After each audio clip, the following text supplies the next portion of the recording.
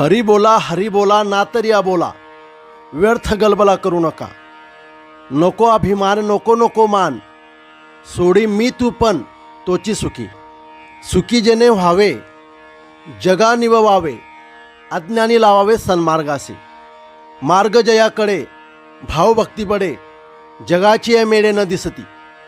दिसती जनी वनी प्रत्यक्ष लोचनी, एका जनार्दनी ओळखिले. श्री संत एकनाथ महाराज अभंगाच्या पहिल्या चरणात सांगतात, हरी बोला ना तरी आबोला, व्यर्थ गलबला करू नका. नाथ महाराज म्हणतात, मुखाने हरी बोला नाहीतर गप्प बसा, उगीच बडबड करू नका.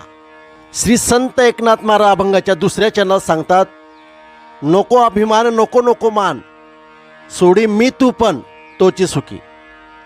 अभिमान व मानाची अपेक्षा करू नकोस, कारण मी व तूपणा जो सोडून देतो तो सुखी समज. श्री संत एकनाथ महाराज अभंगाच्या तिसऱ्या चरणात सांगतात, सुखी त्याने व्हावे जगा निववावे, अज्ञानी लावावे सन्मार्गासे. जो सुखी झाला त्याने जगात शांतता निर्माण करावी व अज्ञानी माणसांना सन्मार्ग दाखवावा.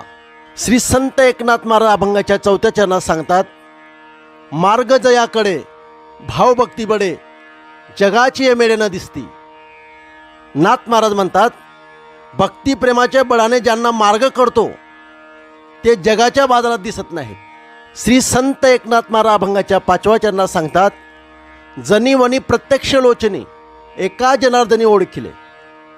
परंतु ते जनामध्ये किंवा वनामध्ये दिसले तरी मी त्यांना ओळखीन, असे श्री एकनाथ महाराज म्हणतात. श्री संत एकनाथ महाराज हरिपाठातील पुढच्या अभंगाचं चिंतन ऐकण्यासाठी श्रीकृष्ण महाराज या यूट्यूब चॅनलला सबस्क्राईब करून ठेवा. असेच पुढील अभंगाचे चिंतन तुम्हाला ऐकायला मिळतील. रामकृष्ण हरी.